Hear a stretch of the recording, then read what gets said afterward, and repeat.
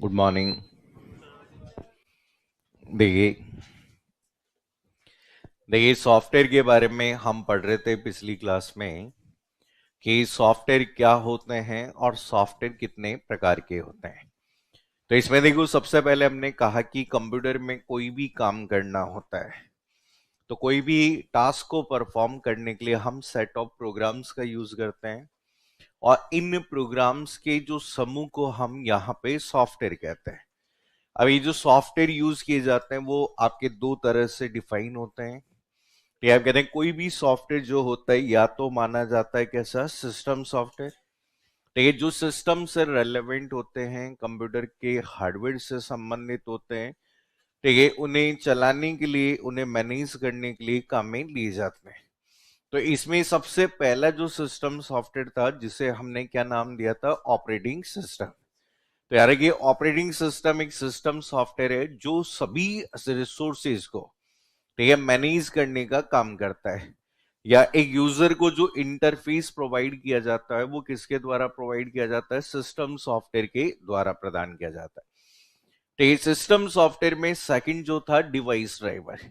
हमने कहा device driver एक सिस्टम प्रोग्राम होता है जो किसी ऑपरेटिंग सिस्टम को हार्डवेयर से इंटरेक्ट करने की सुविधा देता है।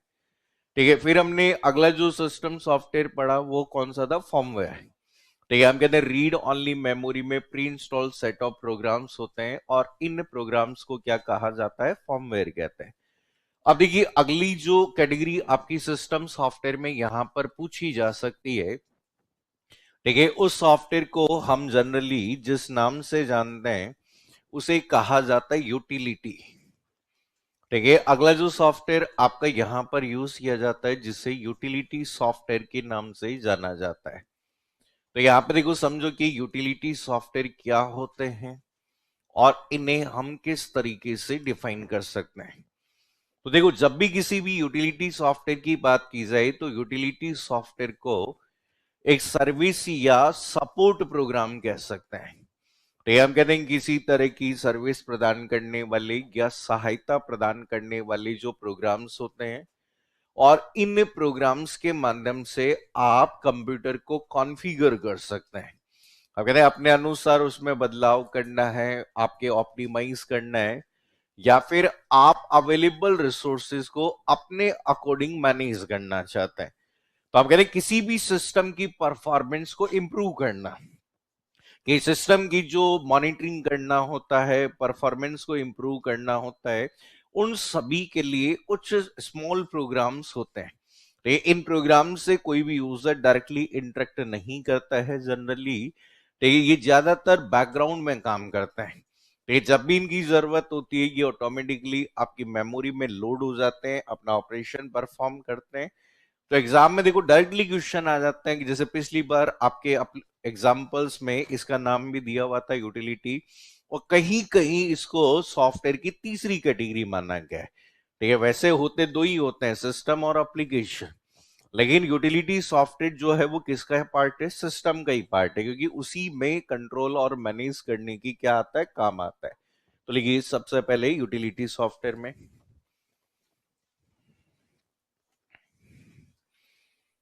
यूटिलिटी सॉफ्टवेयर,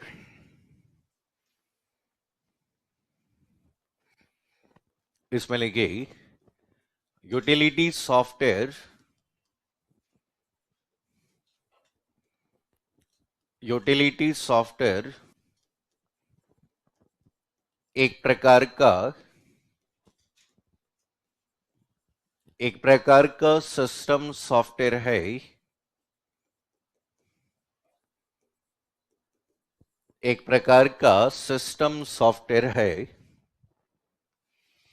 सिस्टम सॉफ्टवेयर है जिसे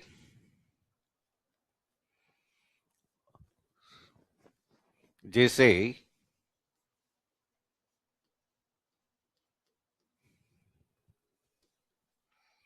जिसे कंप्यूटर सिस्टम को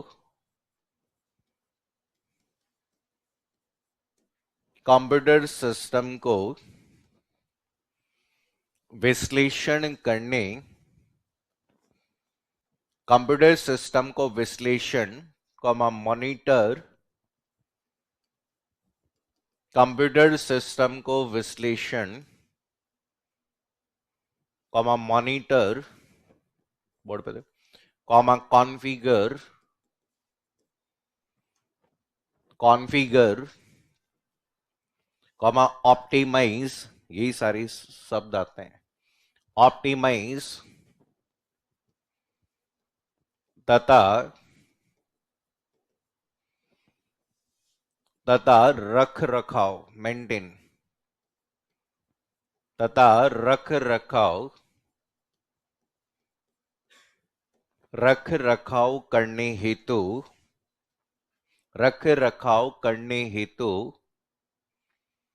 डिजाइन किया गया है, रख रखाव करने हेतु डिजाइन किया गया है। तो बेसिकली देखो यहां पर आप अपने कंप्यूटर सिस्टम को एनालाइज कर सकते हैं कि भाई आपका सिस्टम किस तरीके से वर्क कर रहा है। ठीक है, बाकी अगर बात करें आप मॉनिटरिंग भी कर सकते हैं। मॉनिटरिंग के अलावा अपने सिस्टम को अपने अनुसार कॉन्फ़िगर करना, अपने अनुसार कॉन्फ़िगर करना कैसे, जैसे आपकी हार्ड डिस्क में एक ही ड्राइव बनी हुई है, अब आप चाहते हो 2 ड्राइव बनाना चाहते हो, 3 ड्राइव बनाना चाहते हो, ये होता है कॉन्फ़िगर करना होता है। ठीक है, इसके अलावा आपके यहाँ पे ऑप्टिमाइज करना, जो रिसोर्सेस किसी टास्क को परफॉर्म करें वो मिनिमम रूप से यूज करें। ठीक है, आप मेंटेनेंस करने के लिए भी आप यहाँ पर यूज कर सकते हैं। तो जनरली यहाँ पे जब भी हम किसी भी सिस्टम सॉफ्टवेयर यहाँ में इसकी यूटिलिटी की बात करें तो इन्हें हम एक कैटेगरी में रखते हैं जिसे हम क्या कहते हैं, सिस्टम सपोर्ट सॉफ्टवेयर। ये किसी भी कंप्यूटर को सहायता देने वाले प्रोग्राम्स होते हैं। अब इस कैटेगरी में देखो अलग अलग सॉफ्टवेयर होते हैं कि आपके एग्जाम में जैसे डायरेक्टली क्वेश्चन आपसे पूछ लिया जाता है, जैसे रिसेंटली एमआरएस का पेपर हुआ था, उस पेपर में आपका क्वेश्चन आया था कि इनमें से कौन सा एप्लीकेशन सॉफ्टवेयर का एग्जाम्पल नहीं है, और उसमें नाम लिखा हुआ था विंडोज डिफेंडर। तो विंडोज डिफेंडर की यहां पर बात की गई थी। तो यहाँ पे अलग अलग तरह के प्रोग्राम्स होते हैं, तो नाम याद रखना है आपको। देखो एग्जाम्पल्स में तो ये सबसे पहला उदाहरण आपको याद रखना है, जो कि कौन सा होता है, एंटीवायरस। तो ये कई बार एग्जांपल्स पूछ लिए जाते हैं कि कौन सा यहाँ पे यूटिलिटी का उदाहरण है। एंटीवायरस बोल सकते हैं या एंटी मालवेयर। ठीक है, एंटी मालवेयर कहलाता है। तो यहां पे देखो ये पहला भाग आता है सिस्टम सॉफ्टवेयर में, जो आपके कंप्यूटर सिस्टम को अनचाहे प्रोग्राम या क्षति पहुंचाने वाले प्रोग्रामों से सुरक्षा प्रदान करता है। और देखा होगा हर कंप्यूटर में किसी न किसी तरह के एंटीवायरस का हम क्या करते हैं, यूज करते हैं। ठीक है, जैसे कि आप लोगों ने नाम सुना होगा, क्या अवस्थ का नाम सुना होगा, एवीजी का नाम सुना होगा। ठीक है, जैसे कि नॉर्टन का नाम सुना होगा, कैस्पर। ठीक है, कैस्पर स्काई के नाम से सुना होगा, आपके क्यूक हिल, अभी क्यूक हिल यूज होता है। टेक्यो किल भी एक प्रकार का क्या है, एंटीवायरस है। ठीक है, एंटीवायरस सॉफ्टवेयर आपका यूज किया जाता है, क्योंकि लोग गया, या फिर आपके जैसे नोड 32, ठीक है, पांडा आपके नाम से आता है। और विंडोज की एक यूटिलिटी आपकी होती है जिसे क्या कहते हैं, विंडोज डिफेंडर। तो ये सब आपकी यहाँ पे कैसी यूटिलिटी मानी जाती है, आपकी एंटीवायरस। तो यहां पर हम कहते हैं कि कहा जाता है कि स्कैन एंड प्रोटेक्ट। ठीक है, प्रोटेक्ट फ्रॉम अनवांटेड, ठीक है, अनवांटेड एंड हार्मफुल, ठीक है, हार्मफुल प्रोग्राम्स। ठीक है, आपका यहां पर पहली जो यूटिलिटी हम काम में लेते हैं, तो हम कह सकते हैं कि अनचाहे, अनचाहे या हानिकारक, हानिकारक प्रोग्रामों से सुरक्षित रखना। ठीक है, हानिकारक प्रोग्रामों से सुरक्षित रखना इसका प्रमुख रूप से कार्य होता है। हानिकारक प्रोग्राम में जैसे आप लोगों ने नाम सुना होगा, वायरस का नाम सुना होगा, वर्म का नाम सुना होगा, और इसके अलावा बहुत सारे मेलिशियस प्रोग्राम्स आते हैं जिन्हें मालवेयर कहते हैं, जो हम आगे पढ़ेंगे। तो यहां पर देखो आपके एग्जाम में या तो डायरेक्टली पूछा जा सकता है कि इनमें से कौन सा एंटीवायरस का उदाहरण होता है, सिक्योरिटी यूनिट में आ जाता है, या डायरेक्टली क्वेश्चन आ जाता है कि कौन सी यूटिलिटी आपकी यहां पर यूज कर सकते हैं। ठीक है, इसके बाद में देखो आपके कुछ सॉफ्टवेयर होते हैं जिसे हम सामान्य रूप से कैटेगरी में शामिल करते हैं, जिसे क्या कहते हैं, डिस्क मैनेजमेंट। ठीक है, डिस्क मैनेजमेंट क्या कहते हैं, टूल्स कहते हैं। कि आपके अगर बात करें डिस्क को मैनेज करने के लिए या डिस्क को प्रबंधन करने के लिए भी अलग अलग तरह की यूटिलिटी आपकी होती है। ठीक है, जिसमें अलग अलग यूटिलिटीज आप यहां पर यूज कर सकते हैं। जैसे आप लोगों ने नाम सुना होगा, तो ये डिस्क, इस कैटेगरी में सबसे ज्यादा जो यूटिलिटी एग्जाम में अभी तक पूछी गई है, जैसे डिस्क फ्रैगमेंटर। ठीक है, हम कहते हैं कि डिस्क डी फ्रैगमेंटर के नाम से आता है। ठीक है, हम कहते हैं कि इसे कहते हैं रिमूव, ठीक है, फ्रैगमेंटेड स्पेस। ठीक है, फ्रैगमेंटेड स्पेस, ठीक है, फ्रॉम डिस्क। ठीक है, हम कहते हैं कि यहां पर डिस्क का मतलब क्या होता है, हार्ड डिस्क से होता है। डिस्क से अनचाहे अनचाहे स्पेस को अनचाहे स्पेस को क्या करना होता है, हटाना। देखो यहां पे क्या होता है कि फ्रेगमेंटेड स्पेस मतलब क्या होता है, ऑपरेटिंग सिस्टम जब पढ़ेंगे तो फ्रेगमेंटेशन एक प्रॉब्लम पढ़ेंगे। ठीक है, जब आप किसी डिस्क में बार बार किसी डेटा कॉपी करते हैं, डिलीट करते हैं, कॉपी करते हैं, डिलीट करते हैं, बीच बीच में जगह खाली हो जाती है, और वो खाली जगह किसी भी काम की नहीं रहती है। तो ये डिस्क डीफ्रैगमेंटर क्या करता है, उस स्पेस को हटाता है और हटाकर रीअसेंबल करके एक उपयोगी स्पेस बना देता है, जिसे आप क्या कर सकते हो, यूज कर सकते हो। ऐसे ही इसी कैटेगरी में जैसे आपके हो सकता है जिसका नाम क्या, डिस्क पार्टीशन। तो ये हम कहते हैं कि डिस्क पार्टीशन नाम से यूटिलिटी होती है। तो यहां पे हम कहते हैं कि divide divide a disk into multiple multiple logical drives. तो हम कहते हैं कि यहां पर इसका यूज होता है कि एक डिस्क को एक से अधिक, ठीक है, एक से अधिक लॉजिकल ड्राइव में विभाजित करना, लॉजिकल ड्राइव में विभाजित करना। तो यार कि एक से ज्यादा ड्राइव में विभाजित करने के लिए किसका यूज करते हैं, डिस्क पार्टीशन। जैसे आपके पास में सी ड्राइव बनी हुई आती है, जब आप कोई हार्ड डिस्क खरीद के लाते हैं तो फिर वो क्या करता है, उस ड्राइव को मल्टीपल पार्ट्स में डिवाइड कर देता है। आप जैसे अलग अलग डी ड्राइव बनवा लेते हो, ई ड्राइव बना सकते हो, वो कौन सा है, डिस्क पार्टीशन। ये लिखो पहले दो।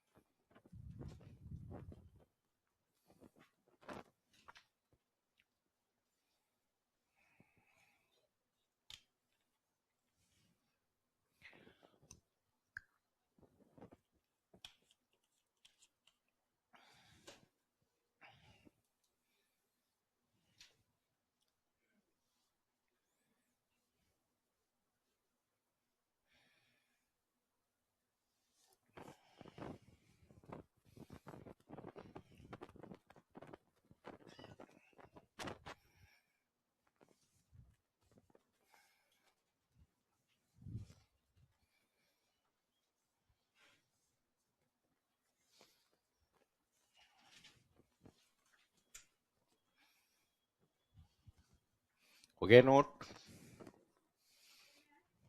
हम्म।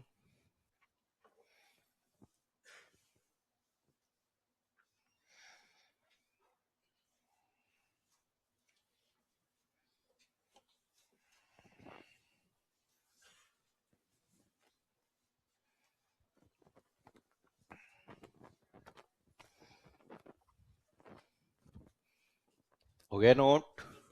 चलिए देखो, ठीक है, यहां पर याद रखना कि जब भी एंटीवायरस की बात करें तो एंटीवायरस एक प्रकार का सिस्टम सिक्योरिटी यूटिलिटी प्रोग्राम होता है जो आपके कंप्यूटर को अनवांटेड या अननेसेसरी या क्षति पहुंचाने वाले प्रोग्रामों से सुरक्षित रखता है। ऐसे ही आपके कंप्यूटर सिस्टम में जो डिस्क होती है, हार्ड डिस्क, उसे मैनेज करने के लिए, ठीक है, उसका स्पेस मैनेज करना हो या फिर उसका, ठीक है, हम कहते हैं कि उसे यूजेस करने के लिए फॉर्मेटिंग करनी हो, उन सभी कार्यों को करने के लिए हम एक यूटिलिटी प्रोग्राम यूज करते हैं जिसे डिस्क मैनेजमेंट टूल के नाम से जाना जाता है। ठीक है, इसके बाद में देखो अगली जो यूटिलिटी आपको याद रखनी है, ठीक है, इसी कैटेगरी के बाद में अगला जो पार्ट आता है डिस्क क्लीनअप। ठीक है, डिस्क क्लीनअप टूल्स के नाम से ही जाना जाता है। नेक्स्ट जो पार्ट आता है, तो यहां पे इसका मतलब क्या होता है कि हम कहते हैं कि यूज टू रिमूव, ठीक है, temporary, use to remove temporary and unnecessary unnecessary files, ठीक है, फ्रॉम द डिस्क। तो कहा जाता है कि आपके डिस्क से आपकी अस्थायी अस्थायी तथा अनावश्यक अनावश्यक फाइलों को हटाना। क्यों हटाते हैं? ताकि अगर बात करें डिस्क की जो स्पीड है वो क्या हो जाए, बढ़ जाए, और साथ साथ में आपका जो स्पेस है वो भी क्या हो जाता है, इंक्रीज हो जाता है। कई बार आपने देखो कंप्यूटर ऑन करते ही सबसे पहले हम क्या करते हैं, आपकी टेम्पररी फाइल्स को क्या करते हैं, रिमूव करते हैं। जैसे आप लोगों ने यहाँ पे आपकी एग्जांपल्स याद रखना चाहो तो जैसे विंडोज, ठीक है, डिस्क क्लीनअप होता है। और अगर आपने देखा हो, एक प्रचलित यूटिलिटी है सीसी क्लीनर, नाम सुना है? फोन वगैरह में बहुत यूज होती है ये। देखिए, आपकी सीसी क्लीनर भी आपकी एक भाग आपका यूज हो सकता है जो यूटिलिटी में काम में लिया जाता है। तो यहां पर इसे हम सी क्लीनर के नाम से भी जान सकते हैं, इसे सी क्लीनर के नाम से भी जाना जाता है। देखिए, इसके बाद में देखो आपके कुछ टूल्स होते हैं जो किससे संबंधित होते हैं, फाइल। ठीक है, हम कहते हैं कि फाइल मैनेजमेंट टूल्स। ठीक है, आपके फाइलों को प्रबंधन करने के लिए भी कुछ टूल्स आपके यहां पे होते हैं।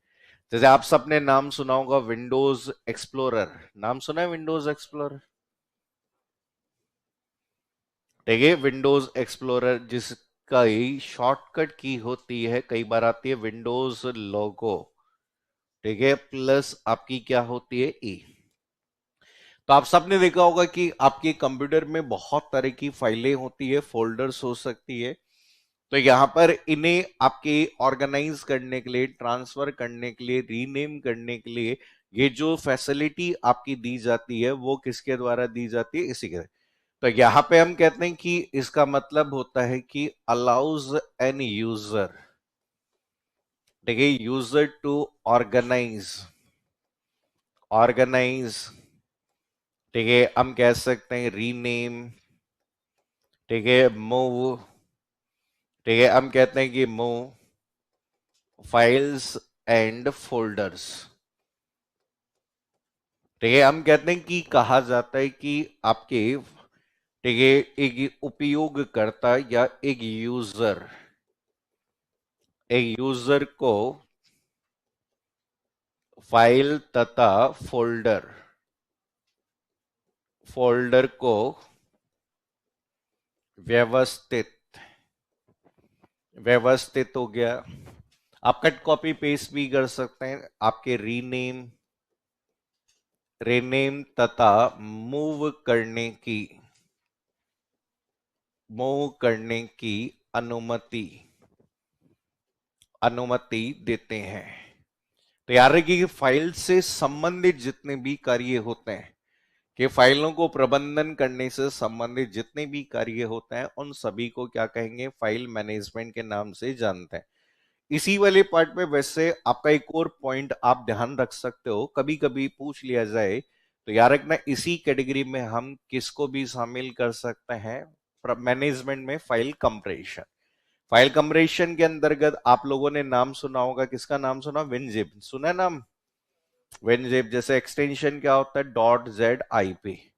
ऐसे आप लोगों ने नाम सुना होगा विनरार, .rar। ठीक है, हम कहते हैं, ऐसे कहते हैं कि फाइलों को अगर बात करें, आप कंप्रेस करना चाहते हैं। ठीक, कंप्रेस करने से फायदा क्या होता है कि जो डिस्क में स्टोर की जाने वाली डेटा की मात्रा है या फाइल में हम स्टोर करने की मात्रा है, वो क्या हो जाती है? बढ़ जाती है। तो अलग अलग तरीके के कंप्रेशन आपके यूज होते हैं, तो आपको यहाँ पे फाइल कंप्रेशन से संबंधित भी टूल यूज हो सकते हैं। इसके अलावा देखो, यहां पर आपके बहुत सारे टूल होते हैं जो आजकल किसमें काम आते हैं? Backup and recovery. ठीक है, आजकल आप लोगों ने देखा होगा कुछ ऐसे टूल्स होते हैं जो किसमें काम में आते हैं? बैकअप। ये एक पूरा डिटेल में टॉपिक आएगा बैकअप और रिकवरी का, सिक्योरिटी में दे रखा है आपका। तो यहां पे आपके बैकअप एंड रिकवरी का मतलब होता है कि copies, take copies the original, take original files so that they can be recovered if files will be lost। देखिए, लॉस्ट या फिर हम क्या कह सकें? डिलीटेड। आपको होता है ना कि आपने जल्दीबाजी में किसी फाइल को शिफ्ट डिलीट मार दिया। अब शिफ्ट डिलीट गलती से हो गया, ठीक है, आपने गलती से उस फाइल को परमानेंट स्थायी रूप से डिलीट कर दिया, वापस से चाहिए। तो वापस से चाहिए तो भाई आपको कोई ना कोई टूल की जरूरत होगी। तो यहां पे हम कहते हैं कि मूल फाइलों की, देखिए, मूल फाइलों की कॉपी बनाते हैं जिन्हें जिन्हें आवश्यकता होने पर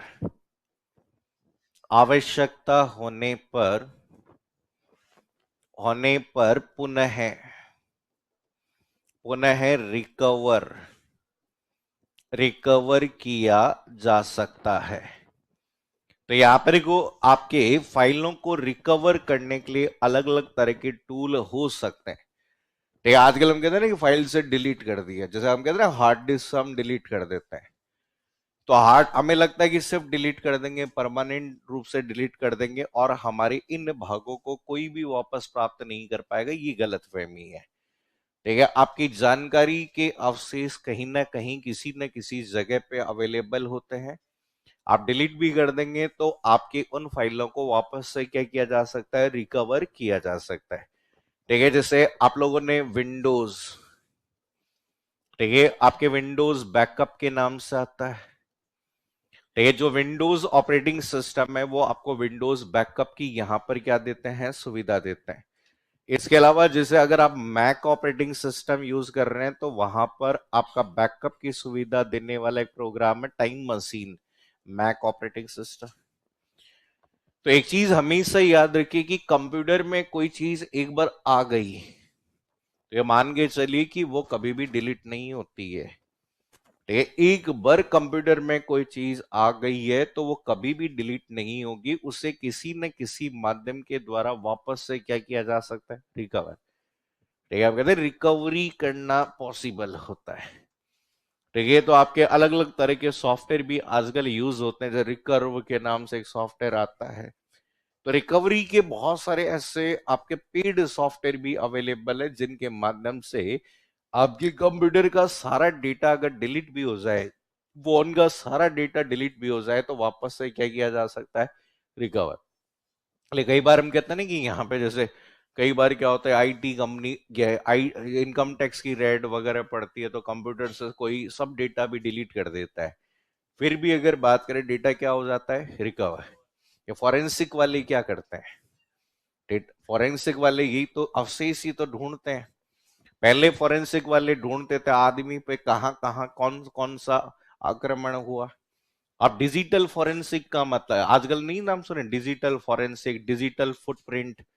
ठीक है, ये जो आजकल डिजिटल होने लग गया सब चीजें, कि भाई कौन किस तरीके से आपके सिस्टम को एक्सेस करने का प्रयास कर रहा है। तो सिक्योरिटी के लिए आजकल अलग अलग मेथड का यूज किया गया है। इसलिए हम कहते हैं ना कि कितनी भी कोशिश करें, जैसे हम कहते हैं कहने की बातें कि ये सब चीजें कि भाई कंप्यूटर में कोई फाइल डिलीट हो गई तो वो वापस नहीं आती, ऐसा कुछ भी नहीं है। तो इसलिए हम कहते हैं बहुत सारी कंपनियों के साथ में ऐसा होता है कि वो डेट, इसलिए ज्यादातर कंपनियां क्या करती है, हर कुछ समय के बाद में अपनी हार्ड डिस्क क्या करती है, चेंज कर लेती है, हार्ड डिस्क चेंज कर लेती है। तो ये आप डेटा अगर बात करें, अगर हार्ड डिस्क होगी तो उससे रिकवरी करना क्या है, पॉसिबल। हाँ, यहाँ पर जब रिकवरी करना पॉसिबल इम्पॉसिबल सर तब हो जाता है जब उसी हार्ड डिस्क पर आप बार बार बार बार बार बार नए डेटा को क्या कर दें, स्टोर, पुराना डिलीट होता जाए, नया स्टोर होता जाए। भाई होता है ना, हमारे साथ में भी क्या है, पुरानी यादों को भुलाने के लिए नई यादों की जरूरत है। हम्म, हम्म। भाई अगर अगर नई यादें नहीं आएगी तो पुरानी यादें तो आपकी क्या होगी, हमेशा ही रहेगी। लेकिन आपने देखा होगा कि वही चेहरा सालों बाद में सामने आ जाता है तो पुरानी यादें वापस आ जाती है। भाई हमें लगा था कि हम भूल गए, लेकिन भूले नहीं, क्योंकि वो है हमारे पास में। तो इसी तरीके से होता है ना कि आज के समय में बहुत सारी ऐसी सुविधाएं दे दी गई है। इसलिए हम कहते हैं ना कि चाहे हमें लगता हो कि कितना ही वन व्यू करके फोटो भेज दो, ठीक है, रिकवर हो जाती है, वो रिकवर है? कहीं कहीं ना कहीं उसके अवशेष जरूर होते हैं। इसलिए हम कहते हैं ना, बचना चाहिए कि ये होता है ना कहीं देख के डिलीट कर देना है। तो वन व्यू भी अगर और कोई समझदार होगा तो समझदार को क्या करना है, दूसरे फोन से फोटो खींच लेगा। हम्म, भाई उसमें थोड़ी होता है कि भाई आप अगर बात करें वन व्यू करके भेजोगे तो दूसरा फोन तैयार रखेगा, है? भेज तो सही तो एक बार, है? जैसे भेजा दूसरे फोन से टक, है? है? ये होता ना टेलीग्राम में, क्या टेलीग्राम में कितनी सुविधाएं है। आप मैसेज कर दो, आराम से डिलीट फ्रॉम बोथ साइड कर दो, है? और किसी ने स्क्रीनशॉट भी ले लिए तो भी अगर बात करें, अगर कोई डिलीट फ्रॉम बोथ साइड कर देगा तो भी स्क्रीनशॉट क्या हो जाएगा, साफ। लेकिन दूसरा बंदा अगर बात करे हमारे जैसा, अगर समझदार हुआ तो दूसरा फोन तैयार रखेगा, है? भेज तो सही तो, है? तो ये आजकल देखो होता है, ये समझने वाली बात है कि ये इंफॉर्मेशन देखो, हमें इसीलिए कहा जाता है कंप्यूटर में आई हुई चीज और इंटरनेट पे गई, एक बार गई चीज कभी नहीं हटती। कहीं ना कहीं किस देखो ना, कई बार आप सुनते हैं कि पता नहीं 20 साल पहले की कोई फोटो वायरल हो गई एकदम से, क्यों? एक कहीं ना कहीं किसी न किसी जगह पर वो कनेक्टेड है, कहीं ना कहीं अवेलेबल होता है। तो यहाँ पे देखो बैकअप और रिकवरी ऐसे ही हम कहते हैं कि जैसे हम कहते हैं कि यहाँ पे सिस्टम, आजकल हम पहले यूज होता, जैसे हम कहते हैं सिस्टम रीस्टोर के नाम से भी यूज होता था। ठीक है, हम कहते हैं कि आपका कहा जाता है कि टू रीस्टोर, ठीक है, टू रीस्टोर सेटिंग्स। तो हम कहते हैं कंप्यूटर सिस्टम की जो सेटिंग्स वगैरह होती थी उन्हें रिस्टोर करने के लिए कौन सा प्रोग्राम होता है, सिस्टम रिस्टोर। आजकल हम कहते हैं ना कि जैसे आपके यहाँ पे फोन है, तो फोन में आपने बहुत सारे प्रोग्राम इंस्टॉल कर लिए और आप पुरानी जगह पे जाना चाहते हैं जहां से आपने फोन खरीदा था, तो आप क्या कर लो, रिस्टोर फैक्ट्री सेटिंग। तो वो पूछ लेता है आपसे कि भाई सारी फाइलें मिटा दूं क्या, तो ये केवल सेटिंग्स में ही चेंज करना है। तो सिस्टम रिस्टोर वह प्रोग्राम होता है जो कंप्यूटर को एक स्पेसिफिक डेट पे ले जाता है कि आप पीछे जाना चाहते हैं कि भाई मुझे उस दिन तक का, उस दिन के बाद का डेटा सारा हटा दो, मैं उसी जगह पर वापस जाना चाहता हूं। तो ये आपकी सुविधाएं दी जाती है यूटिलिटी के अंतर्गत आपके। तो बेसिकली देखो यहां पर मैनेजमेंट से संबंधित आपके या फिर सपोर्ट और ऑप्टिमाइज करने में प्रमुख रूप से जो सॉफ्टवेयर यूज होते हैं वो ये है, बाकी तो बहुत सारे हैं। ये बहुत सारे जो पार्ट आपके हो सकते हैं जिसमें यूज हो सकते हैं, कि अलग अलग छोटे छोटे प्रोग्राम्स आपके अवेलेबल आपके हो सकते हैं। तो यहाँ पे देखो इसमें बस केवल मेन देखो डायरेक्ट जो डेफिनेशन पर बेस्ड क्वेश्चन या एग्जाम्पल पर बेस आते हैं वो ये आते हैं। बाकी अगर बात करें कुछ नेम बेस याद रखो, जो कुछ आपके अदर, ठीक है, अदर एग्जाम्पल्स के नाम भी याद रख लो ऑफ यूटिलिटी सॉफ्टवेयर। ठीक है, यूटिलिटी सॉफ्टवेयर के कुछ अन्य उदाहरण भी याद रखिए। अगर कोई नाम पूछ लिया जाए, जैसे कई बार आ जाता है कि इनमें से कौन यूटिलिटी सॉफ्टवेयर का उदाहरण है, याद नहीं है। जैसे आपका आता है क्लिप बोर्ड, नाम सुना है क्लिप बोर्ड? तो ये आता है किसके लिए? कट, कॉपी एंड आपके कौन से ऑपरेशन के लिए? Paste operation. तो ये हम कहते हैं कि कट, कॉपी तथा पेस्ट संबंधित कार्य करने के लिए एक यूटिलिटी यूज होती है जिसका नाम है क्लिपबोर्ड। जल्दी जल्दी कट, कॉपी, पेस्ट करने के काम आता है। तो ये इसके बाद में जैसे अगला जो पार्ट आता है जिसे कौन सा भाग कह सकते हैं? Task manager. नाम सुने टास्क मैनेजर? शॉर्टकट की क्या होती है? अरे बताओ।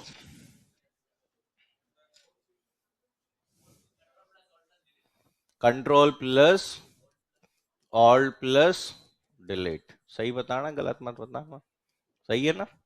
एक और होती है आपके एस्केप के साथ में भी यूज कर सकते हैं। तो इसे हम क्या कहते हैं कि to manage, to manage running programs. तो ये यहां पर कहा जाता है कि आपके वर्तमान में चल रही प्रोग्रामों को मैनेज करना। आपके जितने भी रनिंग प्रोग्राम्स होते हैं उन्हें मैनेज करने के काम आता है। इसके अलावा जैसे एक यूटिलिटी होती है जिसे क्या कहते हैं? Registry cleaner. ठीक है, रजिस्ट्री क्लीनर। तो ये हम कहते हैं कि आपका ये करता है स्कैन एंड प्रोटेक्ट। ठीक है, protect core files of a software from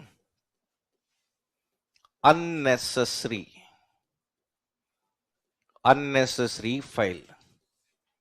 तो ये तो हम कहते हैं कि सॉफ्टवेयर की कोर फाइलों को रजिस्ट्री कहते हैं। तो हम कहते हैं कि सॉफ्टवेयर की कोर फाइलों को अनचाही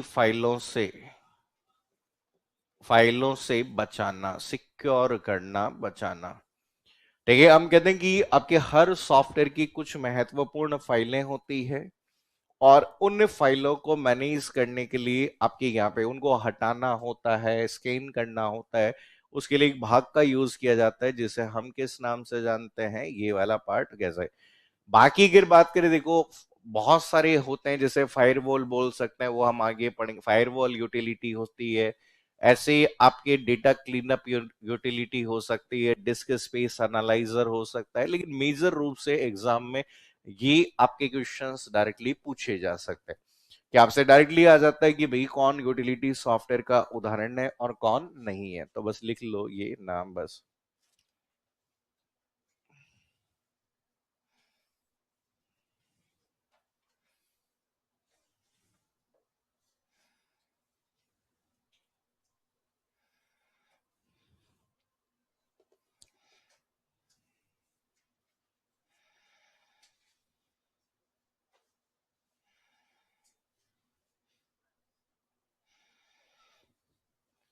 याद रखना, टास्क मैनेजर की एक और की होती है जो अगर ये नहीं मिले तो कंट्रोल प्लस शिफ्ट प्लस आपकी कौन सी की होती है? ESC की, एस्केप की भी यूज होती है।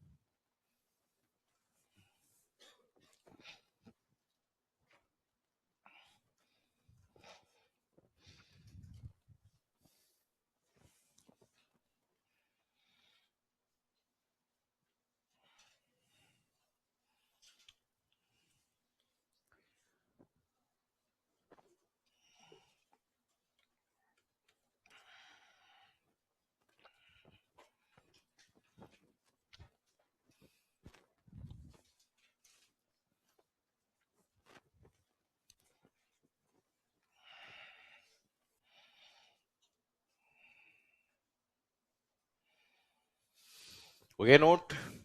तो याद रखना, ये सेकंड आपका यहाँ पे एग्जाम्पल के बेस पर डायरेक्टली क्वेश्चन आ जाते हैं कि कौन एंटीवायरस है, कौन यूटिलिटी सॉफ्टवेयर है।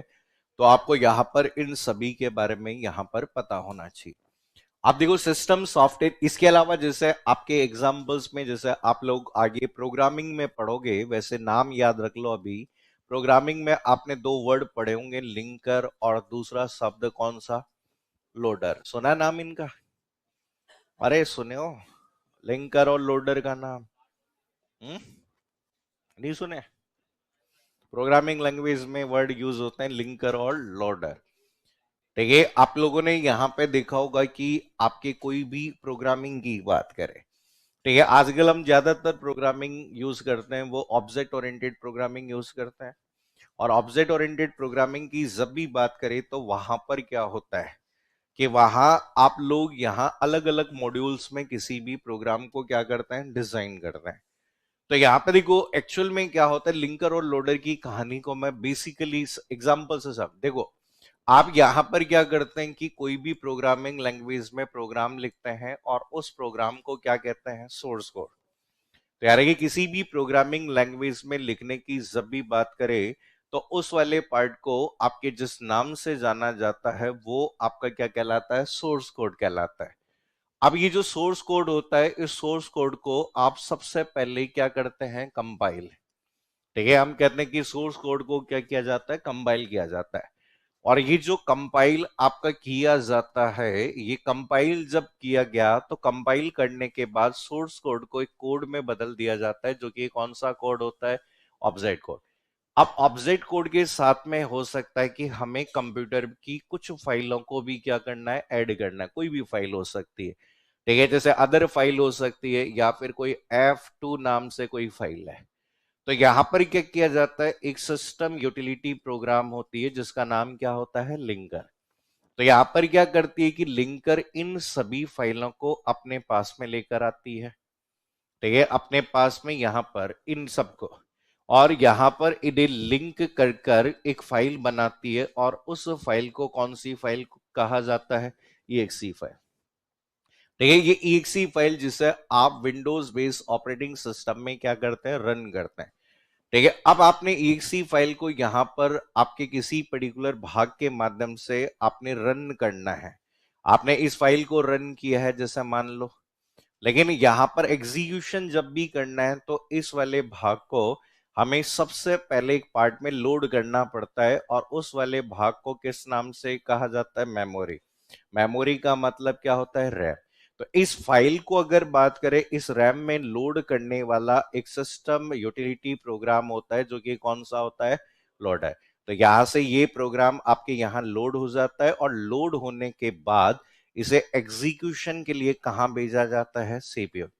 तो एग्जीक्यूट यहां पर इस पर्टिकुलर पार्ट को क्या कर दिया जाता है, एग्जीक्यूट। तो नॉर्मली देखो यहां पर इस वाले पार्ट में लिंकर की जब भी बात करें तो हम कहते हैं कि लिंकिंग ऑफ, ठीक है, लिंकिंग ऑफ डिफरेंट, ठीक है, हम कहते हैं linking of different object code और other files to a single executable file, ऐसा कह सकते हैं कि बहुत तरह की फाइलों को अगर बात करें लिंक करके सिंगल एग्जीक्यूटेबल फाइल में लिंक करने वाला प्रोग्राम कौन करता है, लिंकर। लोडर का काम क्या है, ठीक है, हम कहते हैं कि लोडिंग, ठीक है, लोडिंग प्रोग्राम्स, ठीक है, प्रोग्राम्स टू मेन मेमोरी, ठीक है, main memory for their execution. ठीक है, तो यहां पर याद रखना ये प्रोग्रामिंग का पार्ट आता है, लेकिन मैं वैसे ही बता रहा हूं कि हम कहते हैं कि देखो याद रखना ये भी यूटिलिटी के ही पार्ट है। हम कहते हैं अलग अलग फाइलों को लिंक करके सिंगल एग्जीक्यूटेबल फाइल के अंतर्गत बनाना है, तो उस वाले पार्ट को जिस नाम से जाना जाता है वो कौन सा कहलाता है, लिंकर कहलाता है। ठीक है, इसके बाद में हम कहते हैं कि इन फाइलों को मेमोरी में लोड करने वाला जो पार्ट होता है वो कौन सा होता है, लोडर। तो ये भी कैसे होता है, यूटिलिटी सॉफ्टवेयर के नाम से यहां पर क्या किए जाते हैं, जाने जाते हैं। तो एग्जाम में देखो डायरेक्टली आप लोगों से पूछा जा सकता है कि कौन सा भाग है और इसे हम किस तरीके से क्या कर सकते हैं, काम में ले सकते हैं। तो डायरेक्टली आप लोगों से पूछा जा सकता है कि लिंकर लोडर भी किसका पार्ट है, यूटिलिटी का ही प्रोग्राम आपका भाग माना जाता है। अब देखो यहां पर ये सारे के सारे जितने भी एग्जांपल्स हमने पढ़े वो सिस्टम के ही पार्ट थे। अब देखो इसी में एक और नाम आ जाता है जिसे हम जनरली आपका कौन सा कहते हैं, प्रोग्रामिंग लैंग्वेज ट्रांसलेटर। तो ये एग्जाम में कई बार आपके यहाँ पे क्वेश्चंस पूछे जाते हैं कि प्रोग्रामिंग लैंग्वेज के जो ट्रांसलेटर्स की बात की जाए उसके बारे में कि कौन सा ट्रांसलेटर किस पर्पज में काम आता है। वैसे आप लोगों ने पढ़ लिया होगा वो, ठीक है। तो लास्ट में यहां पर सिस्टम सॉफ्टवेयर में अगला लास्ट उदाहरण आपको याद रखना है, उस वाले भाग को जिस नाम से जाना जाता है वो क्या कहलाता है, प्रोग्रामिंग लैंग्वेज क्या कहलाता है, ट्रांसलेटर। हम्म?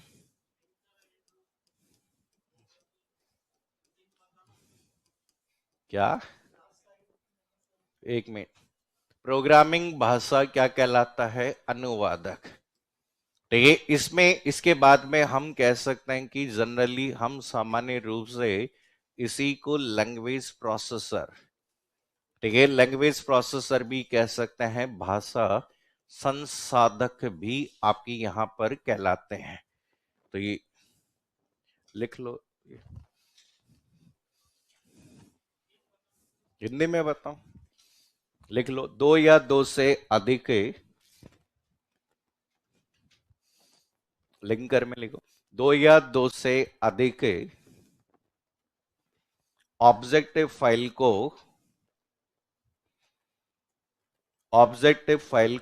आपस में लिंक करके,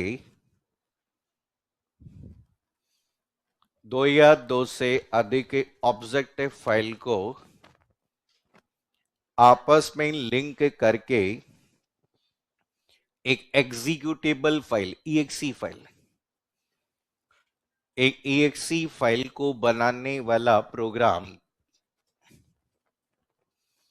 एक ईएक्सी फाइल को बनाने वाला प्रोग्राम, एक ईएक्सी फाइल को बनाने वाला प्रोग्राम लिंकर कहलाता है। बनाने वाला प्रोग्राम लिंकर कहलाता है।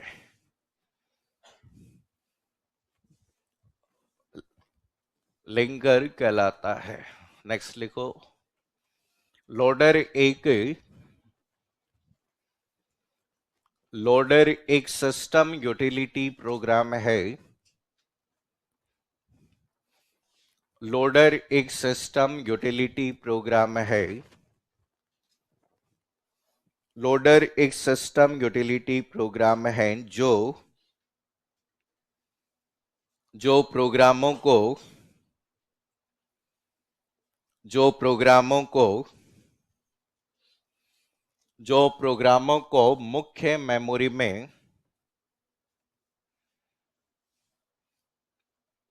मुख्य मेमोरी में मुख्य मेमोरी में मुख्य मेमोरी में लोड करने का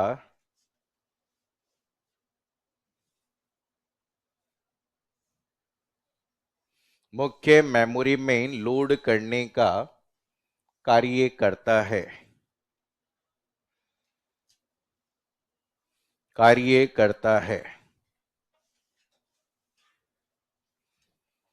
तो यहां पर देखो इस वाले भाग में आपके ये सारे के सारे पार्ट इसी तरीके से डिफाइन किए गए। अब देखो समझो, ठीक है, आपके अगला जो पार्ट आता है जिसे हम प्रोग्रामिंग भाषा अनुवादक कह सकते हैं या प्रोग्रामिंग भाषा आपके संस्था भी कह सकते हैं।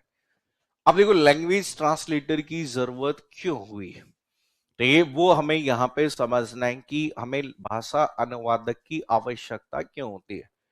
नहीं, जब भी हम किसी भी कंप्यूटर की बात करेंगे तो कंप्यूटर की कहानी जो है, एक कंप्यूटर जो आपका यूज किया जाता है वो कंप्यूटर कहता है कि computer can understood instructions written in only machine language.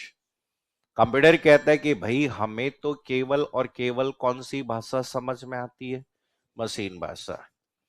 ठीक है, only language that can be directly understood by computer system is known as machine language. केवल एक ही लैंग्वेज है जो आपके कंप्यूटर द्वारा सीधे क्या की जा सकती है, समझी जा सकती है। ठीक है, लेकिन हम कहते हैं कि साहब हमें समझ नहीं आती है, तो इसलिए हमें यहां पे देखो हमने समझ में नहीं आती है, इसलिए हमने कहा कि भाई हमें समझ में नहीं आती, तो इसलिए हमने एक नई लैंग्वेज बनाई। और मशीन के बाद में हमने एक नई लैंग्वेज बनाई जिसमें डिफरेंट टाइप के सिंबल्स को या न्यूमेरिक्स को यूज किया, जिसे कौन सी लैंग्वेज कहा? Assembly language. लेकिन आज के समय में हम कहते हैं कि असेंबली भी हार्डवेयर डिपेंडेंट लैंग्वेज थी, ठीक है, इसलिए उसमें काम करना थोड़ा सा मुश्किल था। ठीक है, nowadays we are using language, और वो सारी की सारी लैंग्वेज आपकी कौन सी लैंग्वेज कहलाती है? High level language. ठीक है, आज जितनी भी भाषाएं हम यूज कर रहे हैं, C, C plus plus, Java, PHP, dot net, Perl, Python, Ruby, लेजर, कोबॉल, फॉर्टन, पास्कल, ये सब हाई होती है। तो ये कंप्यूटर कहता है कि भैया तुमने तुम्हारी सुविधा अनुसार भाषाएं बना ली, लेकिन हमें तो केवल कौन सी भाषा समझ में आती है? मशीन। तो इसलिए हम मशीन भाषा में लिखे जाने वाले प्रोग्राम के निर्देशों को हमें बदलना पड़ेगा। किस में बदलना पड़ेगा? मशीन भाषा। असेंबली भाषा में लिखे जाने वाले प्रोग्रामों को हमें किस में बदलना पड़ेगा? मशीन में। इसलिए हमें लैंग्वेज ट्रांसलेटर का यूज किया जाता है, और उस लैंग्वेज ट्रांसलेटर को, ठीक है, जिस नाम से जाना जाता है वो आपका कौन सा कहलाता है? असेंबलर। ठीक है, हम कहते हैं कि असेंबलर का उपयोग असेंबली भाषा में लिखे जाने वाले निर्देशों को किसमें बदलने के लिए किया जाता है? मशीन में। ठीक है, फिर इसके बाद में अपने हाई लेवल लैंग्वेज में लिखे, तो हाई लेवल लैंग्वेज के प्रोग्रामों को भी, ठीक है, हमें बदलना पड़ेगा किसमें? मशीन में। तो यहां बदलने के लिए हमने यहां पर यूज किया आइदर इंटरप्रीटर। आप कहते हैं या तो हम क्या किसका यूज करते हैं? इंटरप्रीटर। इंटरप्रीटर ट्रांसलेट तो करता है, लेकिन इसका ट्रांसलेशन जो होता है वो किस आधार पे होता है? Line by line. ये कहता है कि मैं प्रोग्राम के निर्देशों को एक समय में एक लाइन के आधार पर ट्रांसलेट करता हूं। ठीक है, फिर इसके बाद में हमने कहा कि भाई हमें ट्रांसलेट करना है, तो फिर हमने एक नया भाषा अनुवादक यूज किया जिसका नाम क्या है? कंपाइलर। और कंपाइलर संपूर्ण प्रोग्राम को एक साथ किस में बदल देता है? मशीन भाषा में। किस में बदल देता है? मशीन भाषा। तो यहाँ पे एग्जाम में रिपीटली इनसे क्वेश्चन आ जाते हैं कि असेंबलर क्या होता है, कंपाइलर क्या होता है, इंटरप्रेटर क्या होता है। तो लिख लो एक पॉइंट पहले, प्रोग्रामिंग लैंग्वेज ट्रांसलेटर में लिखो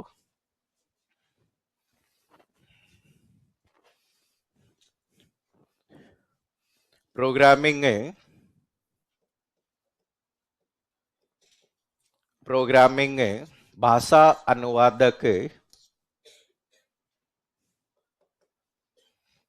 प्रोग्रामिंग भाषा अनुवादक है, एक सिस्टम में प्रोग्राम है, एक सिस्टम में प्रोग्राम है, सिस्टम में प्रोग्राम है जिसका उपयोग,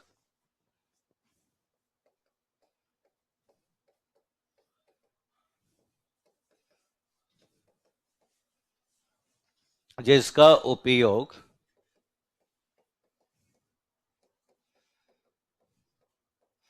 जिसका उपयोग एक प्रोग्रामिंग भाषा में, एक प्रोग्रामिंग भाषा में लिखे, एक प्रोग्रामिंग भाषा में लिखे, प्रोग्रामिंग भाषा में लिखे प्रोग्राम के निर्देशों को, प्रोग्रामिंग भाषा में लिखे प्रोग्राम के निर्देशों को मशीन भाषा में बदलने हेतु, मशीन भाषा में बदलने हेतु किया जाता है। मशीन भाषा में बदलने हेतु किया जाता है। ठीक है, तो इसमें सबसे पहला ट्रांसलेटर का नाम लिखिए, कौन सा? असेंबलर। असेंबलर में लिखिए एक पॉइंट,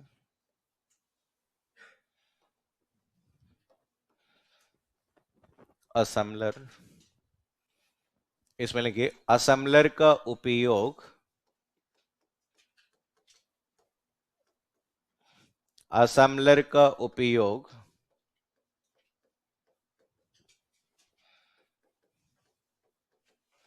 असेंबली भाषा में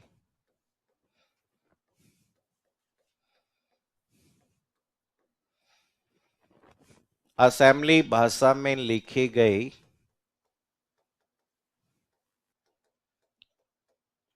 असेंबली भाषा में लिखे गए प्रोग्राम के निर्देशों को प्रोग्राम के निर्देशों को मशीन भाषा में बदलने हेतु प्रोग्राम के निर्देशों को मशीन भाषा में बदलने हेतु किया जाता है।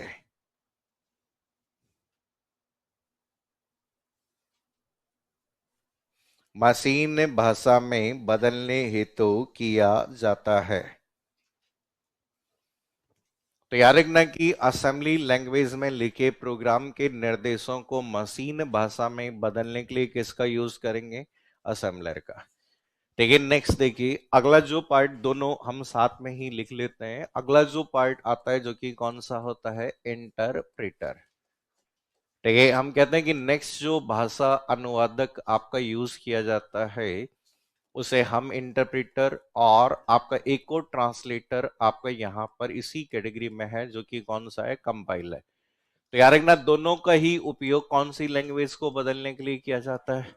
High level. तो यार रखना दोनों ही भाषा अनुवादक आपके हाई लेवल को लो लेवल या फिर मशीन लैंग्वेज में बदलते हैं। लेकिन the basic difference between these two language translator is interpreter एक समय में एक ही लाइन को बदलता है, जबकि कंपाइलर संपूर्ण प्रोग्राम को क्या कर सकता है?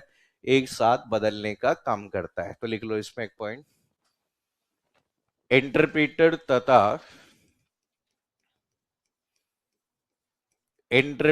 तथा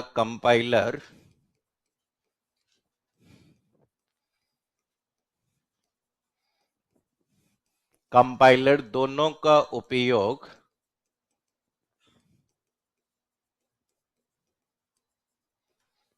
दोनों का उपयोग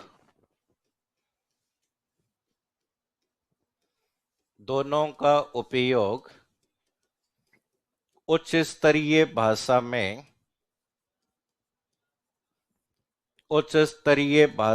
लिखी गई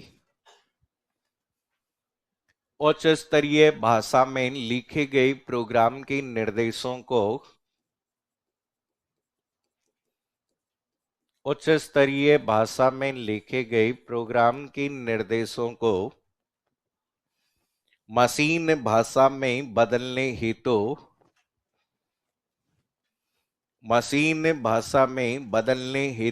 किया जाता है। मशीन भाषा में बदलने हेतु किया जाता है। नेक्स्ट पढ़ लिखिए, इंटरप्रेटर तथा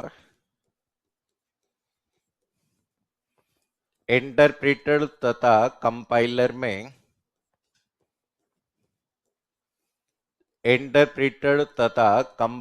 में मुख्य अंतर यह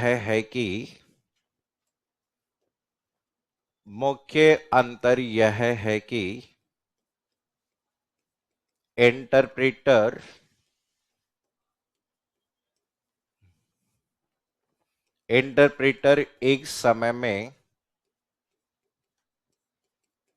इंटरप्रेटर एक समय में एक लाइन जबकि जबकि कंपाइलर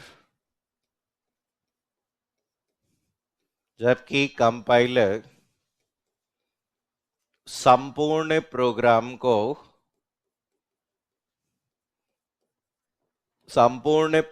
को एक ही समय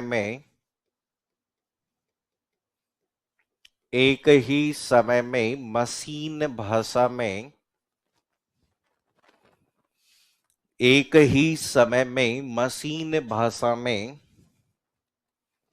अनुवादित करता है, अनुवादित करता है, अनुवादित करता है। तो यहां पे देखो, एक प्रोग्राम है जो एक समय में केवल लाइन को बदल रहा है, वो कौन सा होगा? इंटरप्रेटर।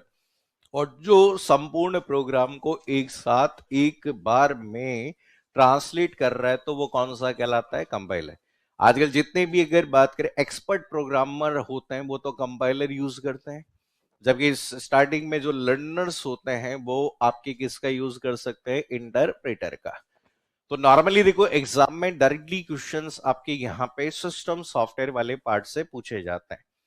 अब ये जितने भी सॉफ्टवेयर थे वो हार्डवेयर के रेलेवेंस थे, कंप्यूटर को कॉन्फ़िगर करने, मेंटेनेंस करने या मैनेज करने के लिए थे।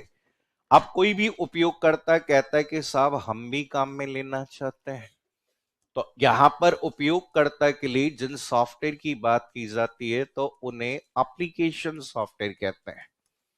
देखिए, एप्लीकेशन सॉफ्टवेयर जिसे अनुप्रयोग सॉफ्टवेयर के नाम से यहां पर क्या किया गया है? जाना गया है। तो याद रखना कि हमारे द्वारा उपयोग में लिए जाने वाले सॉफ्टवेयर जो होते हैं वो सभी सॉफ्टवेयर कौन से माने जाते हैं? एप्लीकेशन। क्या आप कह रहे हैं किसी कार्य को करने के लिए आज के समय में जो भी सॉफ्टवेयर हम यूज कर रहे हैं, हमारे द्वारा किसी भी ऑपरेशन को परफॉर्म करने के लिए, किसी टास्क को परफॉर्म करने के लिए जितनी भी ऐप यूज होती है, वो सभी सॉफ्टवेयर कौन से कहलाते हैं? एप्लीकेशन। तो यहां से एग्जाम में डायरेक्ट क्वेश्चन आते हैं, कौन सा वर्ड प्रोसेसिंग सॉफ्टवेयर होता है, कौन एप्लीकेशन सॉफ्टवेयर का उदाहरण होता है, ऐसे क्वेश्चन आ सकते हैं। तो लिखो एप्लीकेशन सॉफ्टवेयर का मतलब, एप्लीकेशन सॉफ्टवेयर। इसमें लिखिए एप्लीकेशन सॉफ्टवेयर को, एप्लीकेशन सॉफ्टवेयर को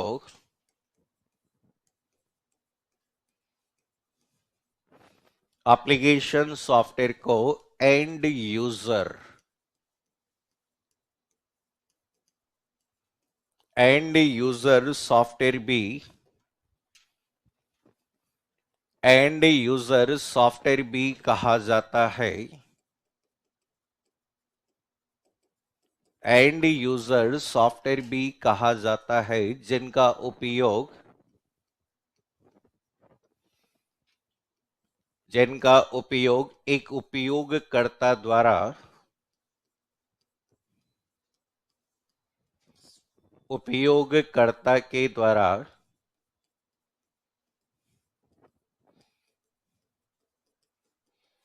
कंप्यूटर में, कंप्यूटर में किसी कार्य को करने हेतु, कंप्यूटर में किसी कार्य को करने हेतु, कार्य को करने हेतु किया जाता है, किसी कार्य को करने हेतु किया जाता है। तो यहां पर देखो, आपके कोई भी जो पार्ट आपके होते हैं सॉफ्टवेयर की जब भी बात करेंगे, तो हम कहते हैं कि यहां पर कोई भी जो सॉफ्टवेयर आपके काम में लिए जाते हैं, आपके जो दो पर्पज से क्या हो सकते हैं? डिफाइन हो सकते हैं। तो ये याद रखना कि यहाँ पे सॉफ्टवेयर जो होते हैं जनरली दो तरह के हो सकते हैं। पहला जो पार्ट आता है जैसे स्पेशल पर्पज एप्लीकेशन, ठीक है, पहला जो सॉफ्टवेयर आपका यहां पर काम में लिया जाता है उस सॉफ्टवेयर को हम स्पेशल पर्पज सॉफ्टवेयर कहते हैं, विशिष्ट उद्देश्य के लिए काम में आने वाले। ठीक है, दूसरा जो सॉफ्टवेयर आपका यहां पर जनरली हमारे द्वारा काम में लिए जाते हैं और उन सभी सॉफ्टवेयर को जनरल पर्पज, ठीक है, जनरल पर्पज एप्लीकेशन सॉफ्टवेयर कहते हैं। देखिए, हमारे पास पे जितने भी सॉफ्टवेयर होते हैं उन सभी सॉफ्टवेयर को दो तरह से वर्गीकृत किया गया है। या तो कोई भी सॉफ्टवेयर जो है किसी विशिष्ट समस्या के समाधान के लिए बना हुआ है, तो किसी पर्टिकुलर पर्पस के लिए उसे डिजाइन किया गया है, तो वो स्पेशल होता है। एक सॉफ्टवेयर जो समान रूप से सभी क्षेत्र में किसी न किसी पर्पस में काम में आ सकता है, वो सॉफ्टवेयर आपके यहां पर कौन से होते हैं, आपके किस तरीके के होते हैं, जनरल। अब यहां पे देखो, ये आपके या तो क्राइटेरिया होता है कि कहां यूज हो रहा है। इसके अलावा अगर बात करें, आप लोग यहां पर ऐसा भी कह सकते हैं कि ये जो जनरली होते हैं सॉफ्टवेयर, इनको अप्रोच के बेस पर कह सकते हैं, ये आपके होते हैं कौन सा, वर्टिकल मार्केट। ठीक है, वर्टिकल मार्केट अप्रोच, ठीक है, सॉफ्टवेयर के नाम से भी जाने जाते हैं। ठीक है, और ये जो आपके सॉफ्टवेयर यूज होते हैं जनरली, इन्हें नाम दिया जाता है कौन सा, हॉरिजॉन्टल। ठीक है, हॉरिजॉन्टल मार्केट अप्रोच सॉफ्टवेयर। अब जैसे एग्जाम में कई बार क्वेश्चन आ गया कि MS office is an example of, एक क्वेश्चन आ गया कि एमएस ऑफिस किसका उदाहरण है। अब सबको याद है एप्लीकेशन है, लेकिन वो पूछ रहा है कि एमएस ऑफिस, ऑप्शन आ गए MS office is an example of, option आ गया system software, utility software, horizontal market software, vertical market software. तो यहां पर देखो एग्जाम में क्या होता है कि आपके डायरेक्टली पूछा जा सकता है। तो यहां पे हम कहते हैं कि जैसे वर्टिकल का मतलब होता है कि ऐसे सॉफ्टवेयर जिनका दायरा बहुत सीमित है। ठीक है, मतलब जिनकी ऑडियंस बहुत कम है, कि यहां पर ऐसा नहीं है कि समान रूप से सभी लोग इस सॉफ्टवेयर का यूज कर सकते हैं। ये बेसिकली स्पेशल पर्पस के लिए आपका यहां पर क्या किया गया, डिजाइन एक तरीके से होता है। इन सॉफ्टवेयर को हम जनरली आपके स्पेशल पर्पस में हम इन्हें जनरली कई बार कहते हैं, तो ये हम कहते हैं इन्हें कहा जाता है टेलर मेड सॉफ्टवेयर।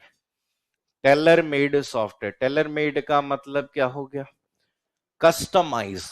क्या हो गया, कस्टमाइज। हम कहते हैं अपनी अनुसार बनवाना चाहते हैं।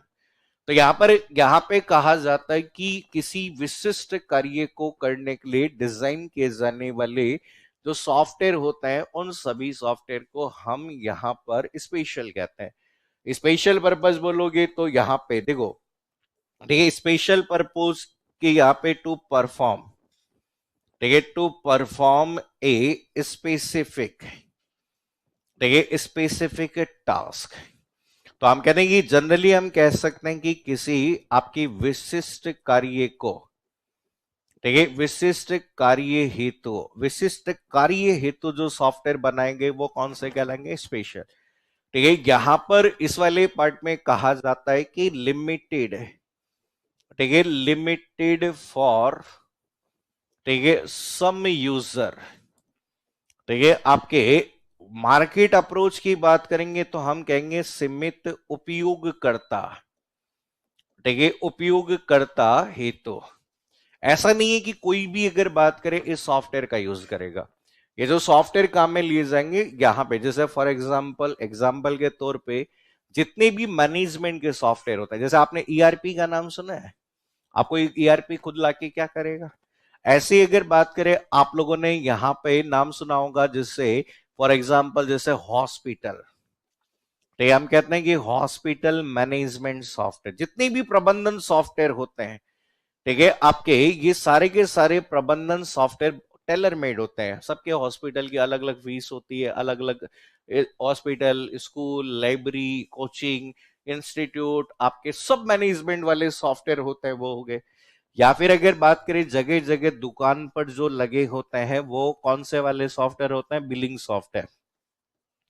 ठीक है, जो डेडिकेटेड है कि भैया हम तो यही काम करते हैं, कि और इन्हीं लोगों ने हमें बनवाया है, कि भाई हमारी जरूरत इन्होंने अपनी आवश्यकता के अनुसार बनाए। तो हम कहते हैं कि बहुत कम डोमिनेंस वाले लोग यहां पर इसे क्या कर रहे हैं, यूज कर रहे हैं।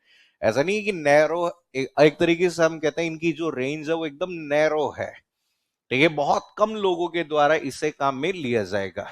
जबकि जनरल पर्पस का मतलब यहां पर कहा जाता है, ठीक है, आपका कहा जाता है कि जनरली, ठीक है, generally used by all type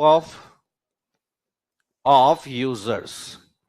ठीक है, हम कहते हैं कि सामान्य रूप से, ठीक है, सभी यूजर द्वारा उपयोग। ठीक है, हम कहते हैं कि सामान्यतः सभी लोग इन सॉफ्टवेयर को क्या करते हैं, उपयोग लेते हैं।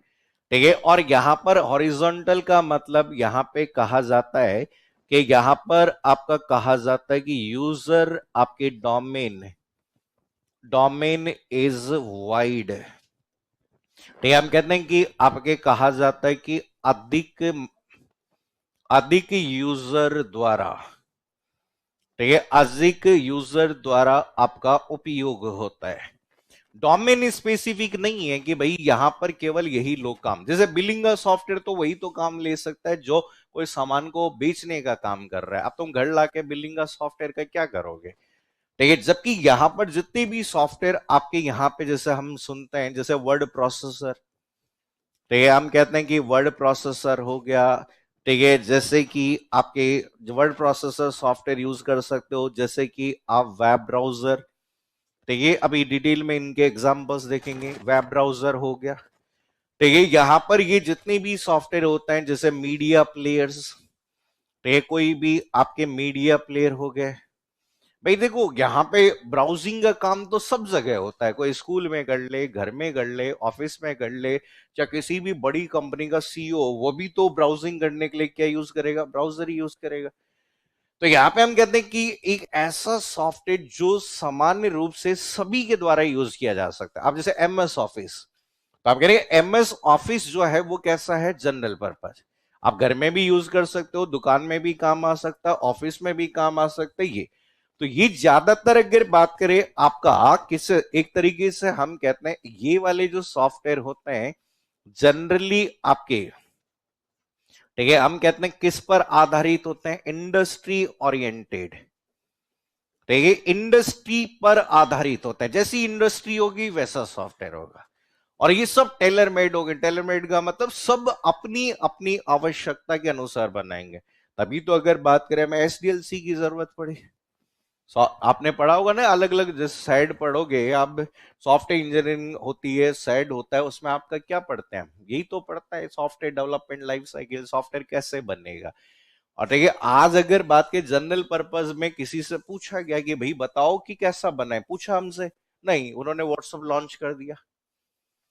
भाई आज अगर बात करें जो सॉफ्टवेयर बनाएंगे, आज अगर आप देखेंगे तो यहाँ पे ये जो सॉफ्टवेयर क्यों बनाएंगे, ठीक है, आज आपके यहाँ पर ये जितने भी सोशल मीडिया बनाए गए, ये बनाएंगे तो हमसे कोई पूछ थोड़ी रहा है। ठीक है, सबको लगा कि यार ऐसा होना चाहिए, ऐसा होना चाहिए, उस बेस पे बने। और आज की कहानी देखो, सारी कहानी किस पर है? ठीक है, आज हम देखो पढ़ाई नहीं कर पा रहे, किसका रीजन है? सोशल मीडिया हो गई ये। एक्चुअल में आप देखेंगे तो आप सभी को पता है कि दुनिया की जो टॉप 5 कंपनियां हैं, उन 5 कंपनियों में काम करने वाले, ठीक है, 70% जो लोग हैं वो कौन है? इंडियंस है। ठीक है, चाहे आप बड़ी अमेजन की बात करो, फेसबुक की बात करिए, गूगल की बात करिए, उनका जब माल सीईओ ही हमने इंडियन बैठा रखा है, तो उसमें भी आप उसकी सोच क्या है? तो उसकी सोच इंडिया वालों की बहुत अच्छे से मिलती है। अभी अगर आपने देखा होगा कि जैसे फॉर एग्जांपल कुछ समय पहले आपके कुछ टाइम हो गया, फेसबुक के जो सीईओ थे, उनका अगर आप देखोगे तो उनका इंटरव्यू देखोगे आप, एक पूरे पन्ने पे छपा था, पूरे दैनिक भास्कर के। उनसे एक क्वेश्चन पूछा गया कि आपने फेसबुक बनाया और फेसबुक आपने बनाया, तो बोले कि फेसबुक बनाने के बाद आप फेसबुक पे कितना समय व्यतीत करते हैं? तो कहते हैं कि पूरे दिन में मैं मुश्किल से आधा घंटा, और वो भी केवल किसके लिए? टेक्निकल चीजों के लिए, कि यूजर इंटरफेस तो सही है क्या, ये यूजर इंटरफेस कैसा है इसका, इसमें कोई टेक्निकल मिस्टेक्स तो नहीं है, कोई बग तो नहीं आ रही है, वो चेक करना है कि स्मूथली काम कर रहा है। तो हम कह रहे हैं कि आदमी, जिस आदमी ने फेसबुक बनाया वो नहीं चला रहा, और पूरी दुनिया से फेसबुक चलवा रहा है। भाई आज अगर आप देखो ना, हर कोई फेसबुक के इस माया जाल में, इंस्टाग्राम के माया जाल में फंसा पड़ा है। देखिए, और इसमें भी क्या देखो, इनकी स्ट्रेटेजी होती है सब चीजें। जो पहले था कि भाई इंसान बड़े वीडियो नहीं दे सकता, तो शॉर्ट का कंसेप्ट है। अब शॉर्ट देखो, छोटे छोटे वीडियो 30-30 सेकंड के, हम पूरे दिन में निपटा देते हैं 1000-2000। तो भाई हम सीधी सी कहानी है कि ये देखो सब माइंड खेल है, वो सब उनको पता है कि भाई क्या चाहिए। ठीक है, इस बार अगर बात करें, जैसे अभी हुआ ना कि भाई जैसे हमारे देश में कुछ चीजें अगर बात करें ऊपर तक जाने लगी, तो उन्होंने इस बार आईफोन का कलर ऑरेंज डाल दिया। ये प्लानिंग होती है, सब प्री प्लान होता है कि बिजनेस कैसे करना है इनको, कि आपका ये सब इनको पता होता है कि इस देश में क्या चल रहा है। और पूरे, हम कहते हैं दो ही तो देश हैं, एक चाइना, दूसरा कौन सा, इंडिया। ठीक है, जो इंडिया में पॉपुलर हो गया वो सब जगह पॉपुलर है, इंडिया की आबादी इतनी है भाई। आज हम दिन चाइना, चाइना ने अमेरिका की हर चीज क्या कर रखी है, बैन। इसलिए उनका अगला जो टारगेट है वो केवल कौन रहता है, इंडिया। ठीक है, पूरा टारगेट इंडिया का रहता है। तो इसलिए हम कहते हैं इंडियन, इंडिया में जो भी चलता है उसके बेस पर वो कहता है ना, इंडियन लोगों को क्या चाहिए, तो लो भैया लोगों को ये होता है, ये चाहिए, तो चलो ये भेज दो। तो ये सब चीजें आपकी है। तो ये इनके एग्जाम्पल्स पढ़ेंगे और कुछ अलग अलग सॉफ्टवेयर के नाम भी पढ़ेंगे, जैसे फ्रीवेयर क्या होता है, शेयरवेयर क्या होता है, प्रोपराइटर सॉफ्टवेयर क्या होता है, उनके बारे में भी कल हम डिस्कस करेंगे। इतना आप याद करो।